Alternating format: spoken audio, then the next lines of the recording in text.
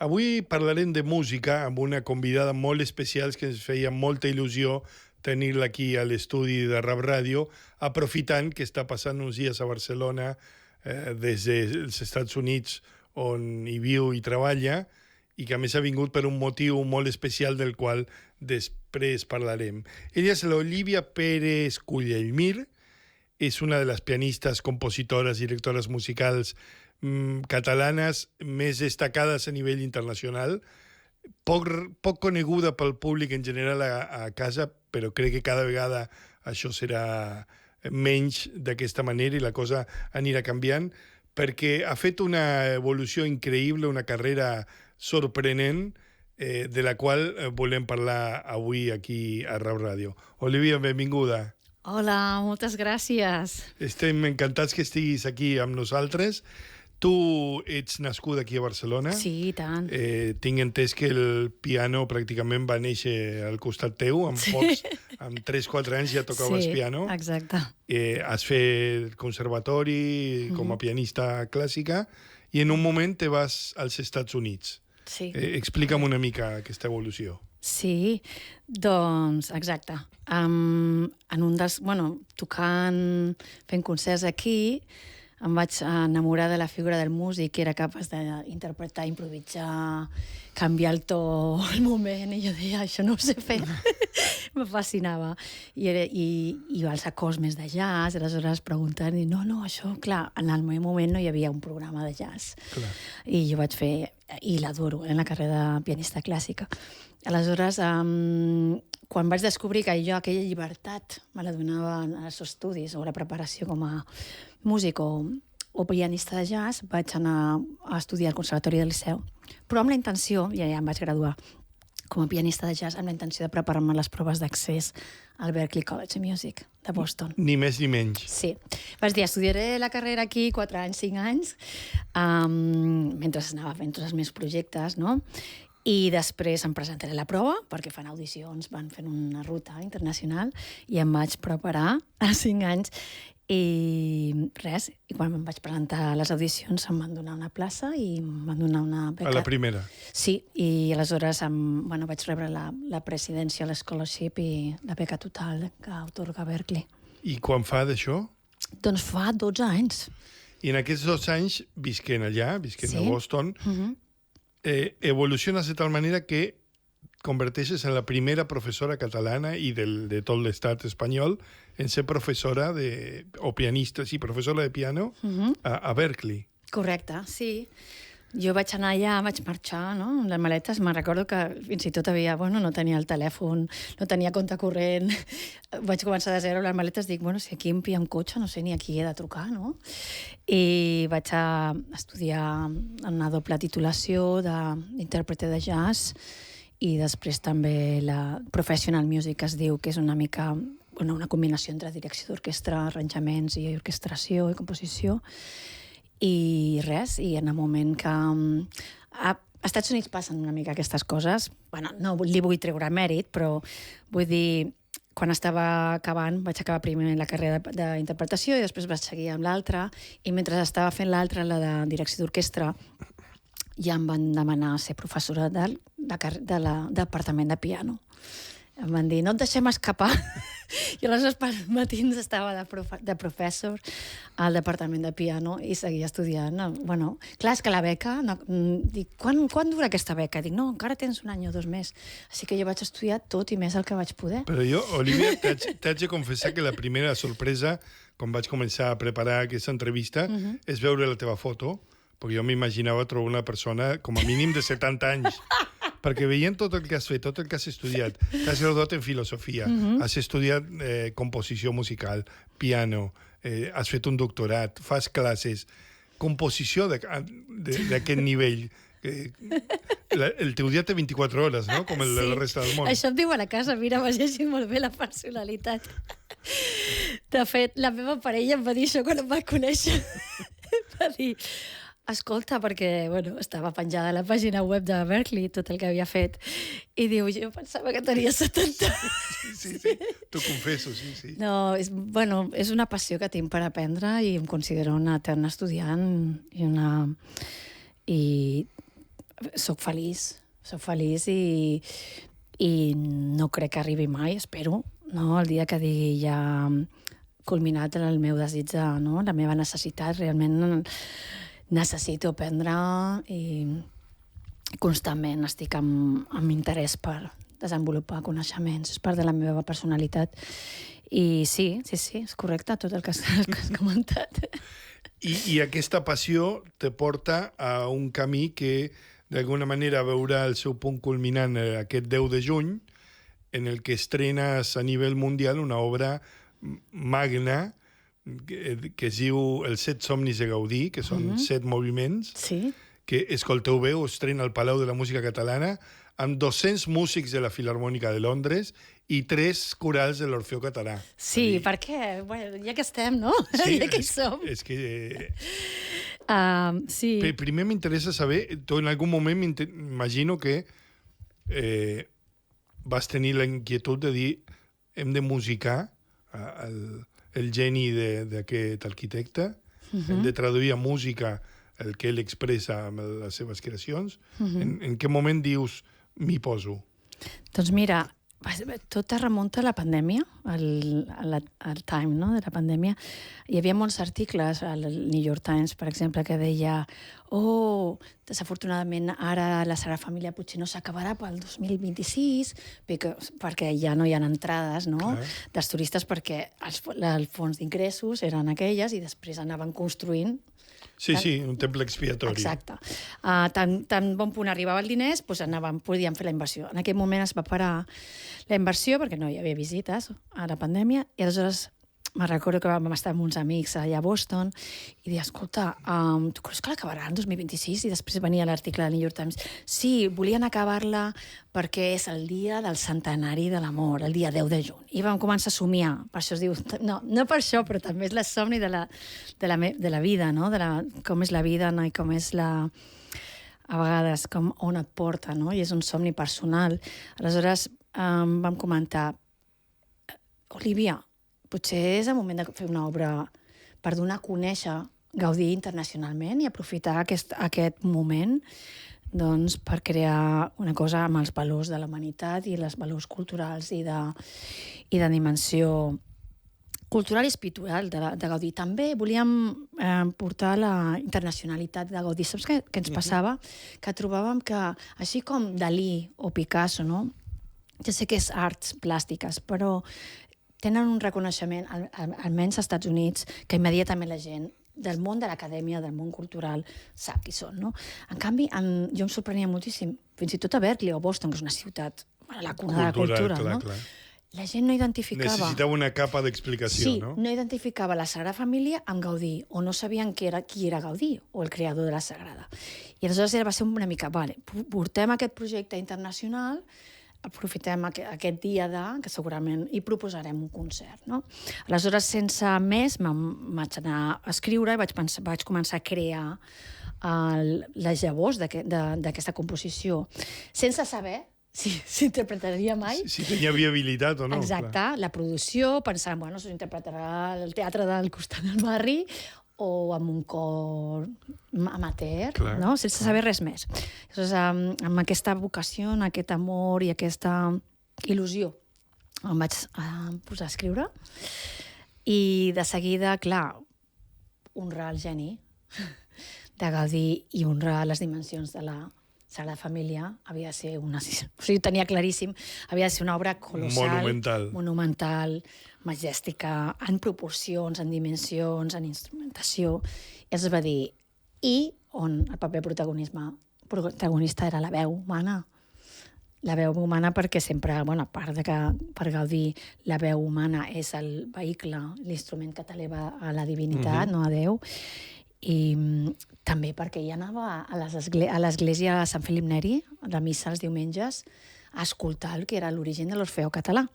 Ostres, aquest lligam no el coneixia. Amb el Millet. Clar. I, de fet, ell, a testimonis, clar, anava els diumenges i deia que la música a capella era la que alabava Déu, no? I ella, sobretot, feia molt de palestrina. I aleshores tenia claríssim, no?, que per honrar el geni de Gaudí havia de ser amb la dimensió amb el protagonisme de la veu humana i coral, i vaig dir, escriuré amb el so i amb l'amor i la devoció que li tinc a l'Orfeó Català, i jo havia fet col·laboracions i havia, bueno, sentit molt des de petita, no?, que he estat O sigui, ja ho has escrit pensant en l'Orfeó. Sí, però no ho sabia. Ell no ho sabia, jo ho sabia.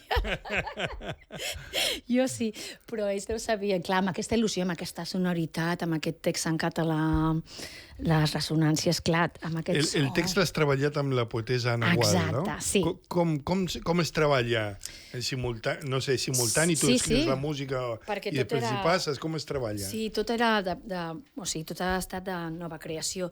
Doncs es treballa, depèn de... O sigui, en aquest sentit, jo, quan vaig contactar amb l'Anna, no?, doncs ja li vaig presentar, diguem, la narrativa. En aquell moment que vaig decidir serà una obra per cor, per dos cors, no?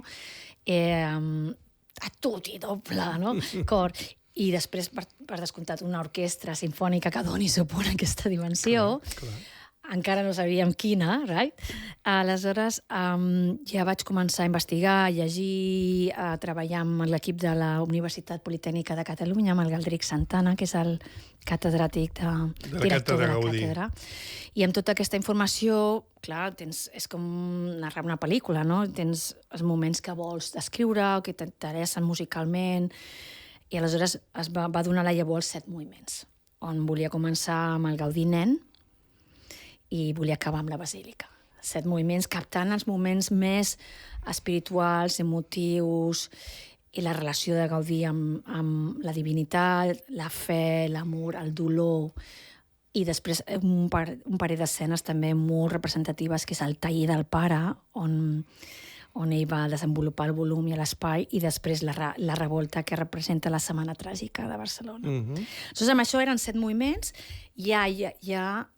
quan vaig trucar a l'Anna, vaig dir, mira, aquesta és la visió, cada moviment té aquest arc, també ja tenia com la narrativa, l'escriptura musical que volia narrar, i aleshores l'Anna s'hi va sumar i va dir, anem a per totes. I aleshores va ser un procés totalment col·laboratiu, la melodia i el text venien a la vegada, no? Moltes vegades, jo quan creo amb un text, que no és maco ni de bon tros, no? Però ja ven amb vocals, amb paraules, amb sons, perquè va íntimament lligat. Aleshores, l'Anna, on aquelles paraules no són tan maques, però hi ha dos monosíl·lab, o aquí una aguda, una esdrújula, i aquesta entonació, va caminant un text d'una poetessa com de l'envergadura que és l'Anna, no? I a la pràctica com treballeu? Us envieu missatges, feu videotrucades? Ho fèiem, sí, amb Zoom, cada setmana, diverses hores, i aleshores la melodia i el text de, mira, aquí hi ha l'accent tal, aquí hi ha la vocal, la A, la E, la ressonància, aleshores anava cantant, anava tocant, i anàvem elaborant a la vegada, sí. Meravellós. Olivia, quant de temps passa des d'aquesta idea fins a que dius, ara ja ho tinc, això ho puc presentar i podem començar a assajar? Doncs mira, el moment crucial va ser quan vam conèixer maestra Marin Alsop, la directora d'orquestra. Que serà qui estrenarà, qui dirigirà aquesta estrena? Exacte. Ni més ni menys. Sí, en aquell moment ja entra una entitat així, no? Un líder artístic i espiritual com ella, ja el projecte entra en una altra envergadura, no? Clar. Aleshores... I com ha estat el pitch d'això? Te la trobes, la truques tu, com és? Sí, en aquell moment que estava jo escrivint i amb el mànager que treballava en aquell moment, vam dir, bueno, anem a somiar, anem a somiar el mateix, anem a somiar. Olivia, quines són les directores o els directors d'orquestra que seria del somni? Que poguessin representar. I vaig passar una llista. Aquests 4. I idealment la maestra Alsop. I va, imagina't, va contestar, encara no hi havia música elaborada per ensenyar-li, però va dir, mira, estaré a Filadèlfia, em vull trobar amb vosaltres, vam anar, i aleshores va ser molt divertit perquè tenia guardes de seguretat. No, ja he quedat amb ella. I va ser... I en aquell moment te n'adones com la gent que lidera aquest món espiritual i artístic, per què?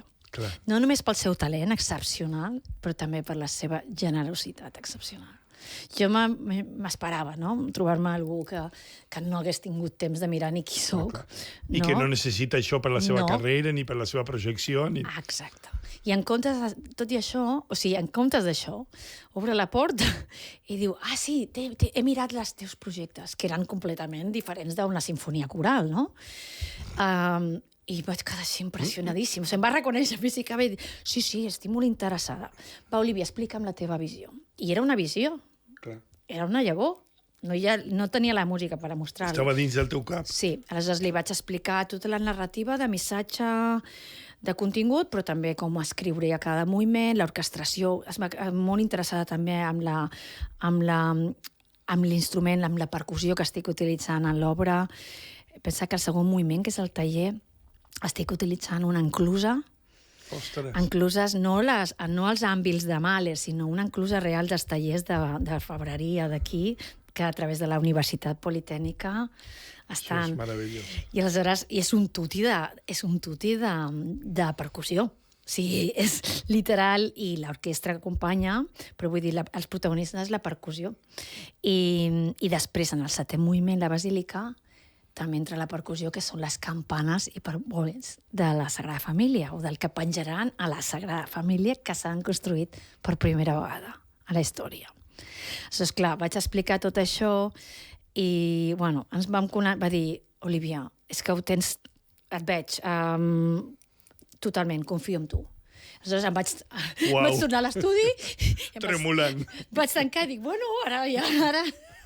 I aleshores vaig escriure 10 minuts de música, els primers 10 minuts, i vaig enviar a Maestro Alsop i també a l'Orfeó Català. Ho vam enviar i d'aquí, doncs, a on ens trobem ara. Maestro Alsop va dir... Vam tenir una reunió per Zoom, va dir, Olivia, això és fantàstic. Estic totalment fascinada i... Meravellós. I aleshores ella ja va trobar l'orquestra, vull dir, ja va ser... Clar, imagino que amb ella el vaixell és més fàcil que pugi la Filarmònica de Londres. Exacte. Ella li va dir, maestra, quina orquestra creus que seria la millor representant aquesta obra, no? I va dir, la Filarmònia. I aleshores ella mateixa ja... Uau. I aleshores, clar, diu, va, sí, clar. Som-hi, clar. Som-hi. Clar. I l'Orfeó m'imagino també que com portes aquest menú... A l'Orfeó estava... No sé si encara ho sabia, que teníem Maestre Alsop o Filarmònia, però va rebre la música també, la partitura i els midis, i també van contestar que volien representar-ho i que formaria part de la temporada oficial del Palau i... que sí, que... Qui tingui la sort i el privilegi de ser a Palau el 10 de juny, què es trobarà? Què són els 7 somnis de Gaudí?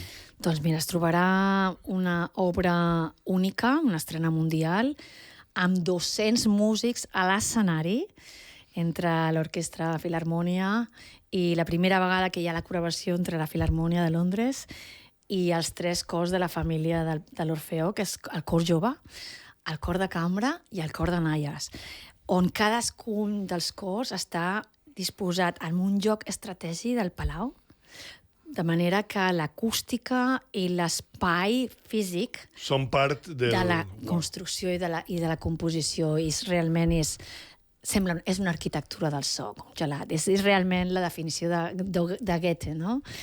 I es trobarà, a més, amb l'ús d'instruments que no en formen part de l'orquestra o no formen part, com les encluses i la representació del taller, i es trobarà per primera vegada amb el so de les campanes de la Sagrada Família, que s'han reconstruït per primera vegada després de que es perdessin els prototips a la Guerra Civil.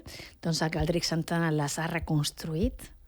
Porta 15 anys amb la investigació i just a temps, i en el 7è moviment, el moviment de la Basílica, formen part de la instrumentació.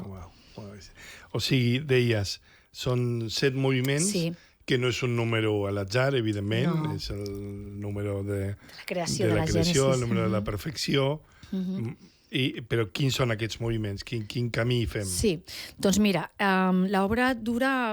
En directe jo crec que serà uns 50 minuts, entre 45 i 50, i traça un recorregut cronològic, però no té intenció de ser biogràfica. en cap cas. Sí que vol captar les emocions, els moments culminants que han marcat la vida del geni i això, la seva mirada i la seva obra. Aleshores, per mi, en definitiva, al final és el que tu vols narrar, no? Com a creadora, com a compositora, els moments que m'han deixat, no? Aquesta impremta i dic, amb molt de joc per poder narrar musicalment. Comença amb la natura, amb el Gaudí nen, observant les formes de la natura, els minerals, les textures de la natura, la geometria, les formes de la fauna, la flora, i tot això construeix un cànon, i les veus són només les veus de soprano i altos perquè la mare naturalesa està representada en femení. Per tant, el primer moviment és Gaudí nen, Gaudí 1 i Gaudí 2, perquè hi ha l'aspecte antifonal, estaran en dos llocs diferents de l'òrgan, i després les veus de soprano i alto. Després, el segon moviment és el taller, perquè tenia molta... Sempre, clar, era un geni tan avançat al seu temps, no? I deies, com és possible en una època que no hi ha programes informàtics? Tecnologia, clar. De representar el volum a l'espai, i sempre deia que el més important per un arquitecte és la visió del volum-espai, i amb això vaig pensar, uau, anem a representar el taller. El pare era calderer, l'objecte que sona millor, el so, és el ferro, per tant, són les encluses del ferro, i per exemple, la corda fa el so de la manxa, de les manxes de la combustió de l'aire amb foc. Sí.